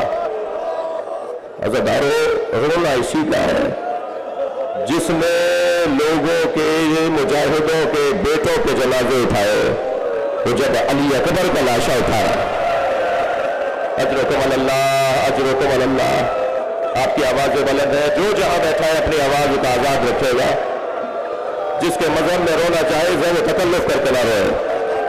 جب آپ ایسے روتے ہیں نا، جناب امام جعفر صادق دعا دیتے ہیں، امام محمد باقر تو مصلی بچھا کر دعا کرتے ہیں مولا حسین پہ رونے والوں کو۔ کسی کے بڑے نے اگر رونے کو روکا ہے تو ہم جنہیں بڑا مانتے ہیں وہ کسی کے بڑے سے قابل مقایسہ ہی نہیں ہے۔ ہم اپنے ائمہ کے حکم پر رو رہے ہیں، تمہیں وہ مبارک، ہمیں ان کی اطاعت کرنی ہے۔ میرے مولا نے لاشیں بہت اٹھائی، مگر 4 لاشوں پہ حسین ہوئے بہت۔ زبان پہ شکر کے کلمات، زبان پہ شکر کے کلمات اور آنکھوں میں آنسو. عجیب جامع الازداد ذات ہے ادھر آنا جی. انسان کامل نہیں ہے، انسان اکمل ہے. اور جو جتنا بڑا انسان ہوتا ہے اس کا دل اتنا ہی نرم ہوتا ہے. امام نے لاشیں بہت اٹھائے مگر 4 لاشیں صرف نام لے رہا ہے.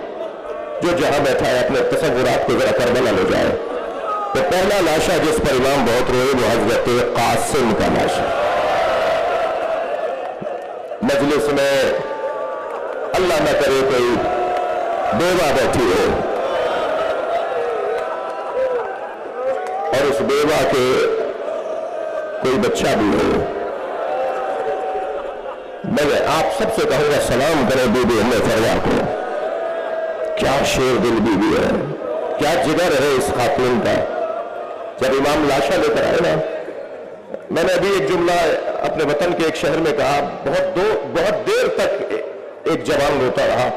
میں چاہ رہا ہوں وہ جملہ یہاں بھی کہہ دوں. یہ واحد لاشا ہے جو ایک جگہ سے نہیں ملا.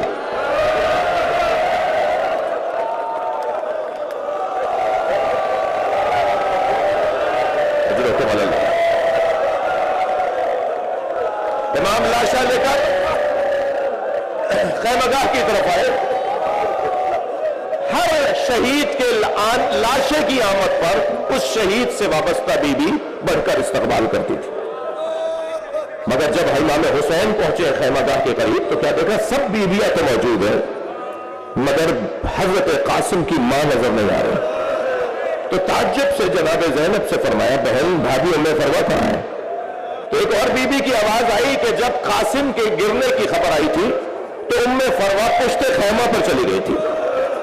اب جا کے جو جناب زینب نے دیکھا تو کیا دیکھا، سجدے میں سر ہے اور بی بی ام فروا ایک تصویر پڑھ رہی ہے، شکران شکرا حقا حقا. جیسے ہی سجدہ مکمل ہوا جناب زینب کی آواز آئی، بھابھی آپ کو حسین بلا رہا. میری بی بی وہاں آئی جہاں حضرت قاسم کا لاشا تھا، پامال لاشا. آواز دے کر کہا، بھائی حسین میرے بچے سے راضی ہے؟ امام نے فرمایا، بھابھی آپ کے بچے نے میرے بھائی کی یاد تازہ کر دی. تو بی بی کی آواز آئی، بھائی مجھے قاسم کا خون بھرا کرتا چاہیے. امام نے بھی نہیں فرمایا کہ بھابھی اس کرتے کا کیا کریں گی جو تار تار ہو گیا، جو چاک چاک ہو گیا. کچھ ہی دیر کے بعد امام حسین نے وہ خون بھرا کرتا جناب ام فروا کو دے دیا. بی بی نے اسے اپنے خیمے میں لے جا کے رکھ دیا. عصر عاشور، اسی دن عاشور کے دن عصر کے وقت میں امام کی شہادت کے بعد خیمے لوٹے، تبرکات لوٹے گئے، زیورات لوٹے گئے، سب کچھ لوٹ گیا. 11 محرم کو یہ قافلہ کوفہ آ گیا. کوفہ سے شام آیا، شام میں اسیر رہا، اسیری سے رہائی ملی تو تبرکات واپس آئے. ہر بی بی نے اپنی اپنی گٹھڑی اٹھائی ہوئی تھی. جناب ام فروا نے اپنی گٹھڑی سینے سے لگائی تھی. اور جب شام سے کربلا آئی اور کربلا سے مدینہ پہنچی تو بار بار کہنے لگی، مجھے تو جنت البقیع لے جاؤ، مجھے تو جنت البقیع لے جاؤ. اور اب جب جنت البقیع پہنچی تو قبر امام حسن کے برابر میں بیٹھے، گٹھڑی کھولی، خون بھرا کرتا نکالا، قبر امام حسن پہ پھیلا دیا اور ایک مرثیہ پڑھا، اے میرے والی تمہارے بچے کی نشانی لائی. اجرکم اللہ، اجرکم اللہ. ایک لاشا جس پر امام بہت روئے وہ حضرت قاسم کا لاشا ہے. دوسرے لاشے کا نام سنیں گے تو اہل دل کے آنکھوں میں آنسو آ جائیں گے. وہ علی اکبر کا لاشا ہے. یہ واحد شہید، واحد مجاہد ہے جسے امام نے بھیجنے کے بعد آرزو کی ہے کہ ایک مرتبہ اور دیکھ لو. اور حضرت فضہ سے کہا، فضہ ماں کی دعاؤں کا اثر ہی کچھ اور ہے. تم علی اکبر کی ماں سے کہو کہ دعا کرے کہ میں علی اکبر کو ایک بار اور دیکھ لوں. بی بی ام لیلا خیمے میں سر پہ قرآن رکھ کر مناجات پڑھ رہی ہے، یعقوب سے یوسف کو ملانے والے، ایک بار اور میرا یوسف مجھے دکھا دے. ابھی بی بی کی دعا مکمل نہیں ہوئی تھی کہ تکبیر کی آواز آئی. اب جو خیمے کے در پہ جا کے دیکھا تو کیا دیکھا کہ بیٹا بابا سے بات کر رہا ہے. حضرت علی اکبر امام حسین سے کہہ رہے ہیں بابا اگر چند گھونٹ پانی کے مل جاتے تو میں بتاتا کس کا پوتا ہوں، میں بتاتا دشمن کو کہ کس عباس نے میری تربیت کی ہے۔ اب یہ منظر ماں در خیمہ سے دیکھ رہی ہے، بیویاں مجلس میں بیٹھی ہیں، اولاد والے لوگ بیٹھے ہیں، ماں دیکھ رہی ہے بچہ، اور وہ بھی علی اکبر بچہ بابا سے پانی مانگ رہا ہے۔ تو شاعر نے 4 مصروں میں کہا کہ شدت پیاس سے اکبر نے پلٹ کر دیکھا، شدت پیاس سے اکبر نے پلٹ کر دیکھا، ماں نے خیمے کی تنابوں سے لپٹ کر دیکھا۔ بھائی دوسرے 2 مصروں پر اہل دل سے میں چاہوں گا کہ اپنے آپ کو کربلا لے آئے۔ شدت پیاس سے اکبر نے پلٹ کر دیکھا، ماں نے خیمے کی تنابوں سے لپٹ کر دیکھا۔ کتنی مجبور تھی ساقی کوثر کی بہو، کتنی مجبور تھی ساقی کوثر کی بہو، خالی مشکیزہ کئی بار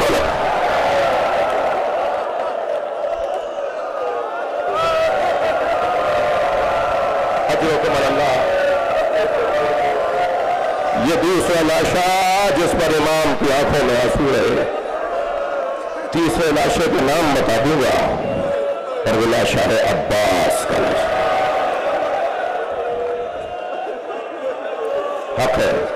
حق ہے ایسے رونا، جسے رونا نہیں آ رہا وہ اللہ سے آنسو مانگے اور دعا یہ کرے کہ ایک قطرہ عشق حسین کے نام پر مجھے عطا کر دے۔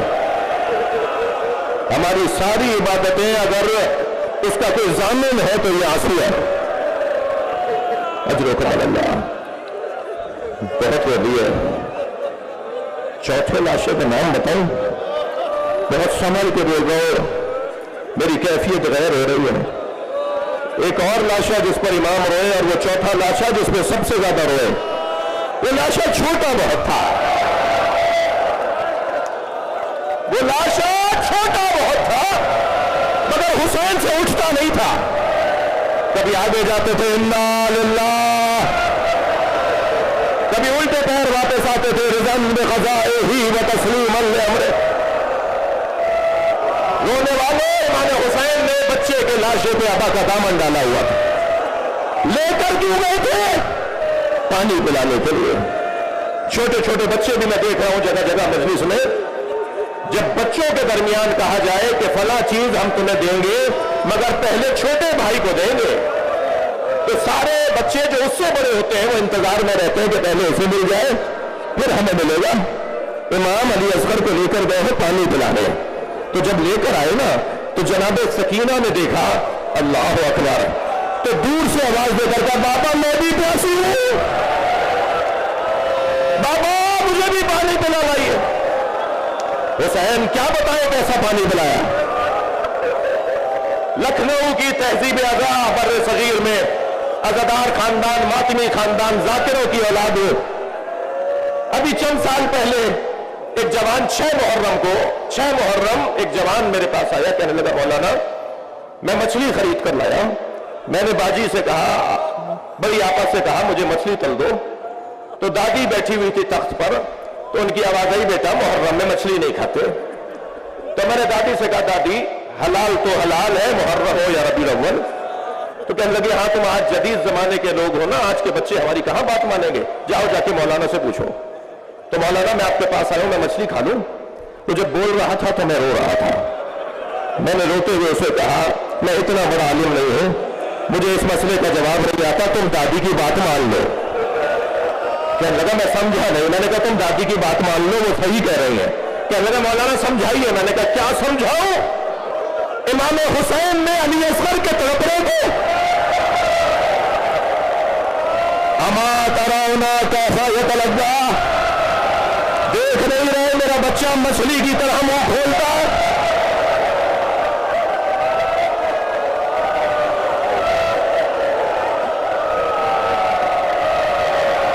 امام زمانہ کو بلائیے آج کی مجلس میں، مولا یہ آوازیں آپ کو یاد کر رہے ہیں، آ جائیے آپ کو پرسہ دے، آ جائیے آپ کے ساتھ کربلا چلے۔ وہ سرخ پرچم جو آپ کے جد کے مزار پر حسین مولا کے مزار پر لگا ہے، اسے اتار کر آپ کے ساتھ آپ کی حمایت میں، آپ کی اطاعت میں زندگی گزارے۔ عزادارو، حسین مولا نے علی اصغر کا لاشا دفنا دیا، میں نے آپ سے کہہ دیا تھا مجھے آپ برداشت فرمائیں، میں کچھ دیر مصائب زیادہ پڑھنا چاہتا ہوں، اور زیادہ کیا پڑھوں گا، زیادہ کیا پڑھوں گا، مگر اتنا مجھے یقین ہے کہ جب ایسے آوازیں بلند ہوتی ہیں تو ان جوانوں سے کہہ رہا ہوں کسی کو کوہنی نہ لگ جائے، ان بچوں سے کہہ رہا ہوں کسی کو دھکا نہ لگ جائے، کیا معلوم کہ یہی بیچ میں امام سجاد بیٹھے ہیں۔ میں بیویوں سے کہوں گا ذرا احترام رہے، جناب زہرا اپنی بیٹی کے ساتھ آتی ہے، اور جب سکینہ بی بی دادی سے کہتی ہے دادی ایسے کیوں رو رہے ہیں، تو بی بی بتاتی ہے یہ تمہارے بابا پہ رو رہے ہیں، اور حدیث کا جملہ یہ ہے کہ فی یدہا خرقۃ، جناب زہرا کے ہاتھ میں رومال ہوتا ہے، تسم دموع الباکین، جس میں رونے والوں کے آنسوؤں کو جمع کرتی ہے۔ کچھ کم سعادت ہے کہ جو اس وقت عبادت ہو رہی ہے۔ اب حسین کربلا میں تنہا گھوڑے کے قریب آئے، زلجلہ گردن جھکائے کھڑا ہے۔ امام قریب آئے تو یاد آیا کہ مجھے اکبر سوار کرتے تھے، میری گھوڑے کی لگام آ کر عباس تھامتے تھے، خیال آیا کہ میرے بچے مارے گئے تو درے خیمہ سے بہن نے آواز دی بھیا ابھی زینب زندہ ہے۔ امام حسین کو گھوڑے پر سوار کیا، حسین مولا روانہ ہوئے، میمنہ میسرہ قلب لشکر، تمام لشکروں کو خطاب کیا، ان کان دین محمد لم یستقم الا بقتلی فیا سیوف حزینی، اگر دین محمد میرے قتل کے علاوہ بچنے والا نہیں ہے تو تلواروں آؤ مجھے ٹکڑے ٹکڑے کر دو۔ اور یہ کہہ کر جب حملہ امام نے ہوتا محسوس کیا تو کچھ لمحوں کے لیے میرے مولا نے جوہر شجاعت دکھائے، اور بلا تشبیہ برق کی مانند میمنے سے میسرے میں، میسرے سے قلب لشکر میں، کچھ ہی دیر میں امام حسین نے تینوں لشکروں کو مخلوط کر دیا۔ یہ تمیز ہی ختم ہو گئی کہ یہ لشکر کس کی سالاری میں ہے، کس کی آواز سنے گا تو حملہ کرے گا اور کس کی آواز سنے گا تو رک جائے گا۔ امام نے لشکریوں کو مخلوط کر دیا اور ایسا منظر بنا کہ یہ آپس میں ایک دوسرے پہ تلوار چلانے لگے۔ اس وقت امام گھوڑے کی پشت پہ کھڑے ہوئے اور ایک مرتبہ نہر کی طرف رک کر کے کہا اے میرے عباس اٹھو، اپنے اکیلے مولا کی جنگ دیکھو۔ پھر ایک مرتبہ جب نے حملے کا جواب دیا، فوجیں بھاگتی تھی علمان الحفیظ، اور جہاں سے سپاہی بھاگ کر ادھر جاتا تھا اسے سامنے سے حسین آتے نظر آتے تھے۔ ایک عجیب جلال تھا زہرا کے لال کا، بھاگتے ہوئے سپاہی ایک دوسرے سے کہتے تھے بچو حسین آ گئے۔ ایک مسافر ہے جو 6 مہینے کے سفر کے بعد کوفے میں داخل ہوا ہے، اسے کچھ نہیں پتا کہ کیا ہو رہا ہے، دکانیں بند، بازار بند، چہل پہل نظر نہیں آ رہی، کوئی انسان نہیں ہے، کوئی کام نظر نہیں آ رہا۔ ایک مرتبہ سوچتا ہوا گھر میں داخل ہوا، بیٹی نے بڑھ کر استقبال کیا، پوچھا بیٹا یہ کوفے والے کہاں گئے؟ کہا بابا آپ بھی جلدی دوبارہ گھوڑا تیار کیے۔ کچھ فاصلے پر ایک بیابان ہے جسے کرب و بلا کہتے ہیں، وہاں ایک باغی نے خروج کیا ہے، حاکم کا اعلان یہ ہے کہ اگر اسے قتل کرنے کے لیے کوفے سے مرد نہ گئے تو انہیں سزا دی جائے گی۔ بابا کہیں مخبری نہ ہو جائے کہ آپ گھر میں تھے۔ عبداللہ کہتا ہے کہ میں نے گھوڑا تیار کیا، رخصت ہونے لگا تو بیٹی نے رخصت کرتے ہوئے کہا بابا جنگ پر جا رہے ہیں اور جنگوں میں مال غنیمت بھی ملتا ہے، مال غنیمت میں اگر یمنی پتھر مل جائے، عقیق یمنی مل جائے تو میرے لیے ضرور لے آئیے گا، میں گلے کا ہار بنانا چاہتا ہوں۔ عبداللہ کہتا ہے میں کوفے سے کربلا روانہ ہوا، جب کربلا پہنچا تو عاشور کا دن تھا، عصر کا وقت تھا، عجیب منظر تھا، ایک 56 سالہ بوڑھا زخمی جس کے بدن پہ تیروں کے پتھروں کے نشان ہیں، جس کا امامہ کھل کے گردن پر آ گیا، جو اکیلا ہے اور 30,000 سے زیادہ کا لشکر ہے، جو سنی شیعہ نے لکھا ہے، جو تعداد سنی شیعہ نے لکھی ہے، 30,000 سے زیادہ کا لشکر ہے، وہ اکیلا ہے مگر ہر شخص اسے مارنا چاہتا ہے، مگر اس کا جلال ایسا ہے وہ جہاں گھوڑا موڑتا ہے فوجیں بھاگتی ہیں۔ تو میں نے بھاگتے ہوئے سپاہی سے کہا تمہیں اس سے ڈرتے کیوں ہو؟ تو کہنے لگا تمہیں نہیں پتا اس کے ایک بھائی کا نام عباس تھا، یہ اکیلے بھی ہوتے ہیں تو لشکر ہوتے ہیں۔ عبداللہ کہتا ہے مجھے سمجھ میں نہیں آیا کہ آخر یہ کون ہے، مجھے اتنا پتا تھا کہ میں اسے مار دوں گا تو جنگ ٹھنڈی پڑ جائے گی، تو میں نے تلوار نکالی اور ان کے گھوڑے کے پیچھے اپنے گھوڑے کو لگایا، چند ذرا کے فاصلے پر میرا گھوڑا تھا، وہ مجھ سے کچھ آگے تھے، میں ان کے عقب میں تھا، میں نے ارادہ کیا کہ تلوار نکال کر ان پہ حملہ کروں، जैसे ही इरादा किया उन्होंने मुड़कर मुझे देखा और कहा अब्दुल्ला करीब आओ। अब्दुल्ला कहता है मेरे हाथ पैर कांपने लगे, ये कौन है? ये मेरा नाम भी जानते हैं। मैं घबरा के रुका तो फिर आवाज आई जल्दी आओ। मैं आगे बढ़ने के लिए मेरे पैरों में दम नहीं था तो उन्होंने हाथ से अंगूठी उतारी और कहा ये अतीक यमनी है, अपनी बेटी को जाके देना और कहना मैं बागी नहीं हूं, मैं नबी का नवासा हुसैन।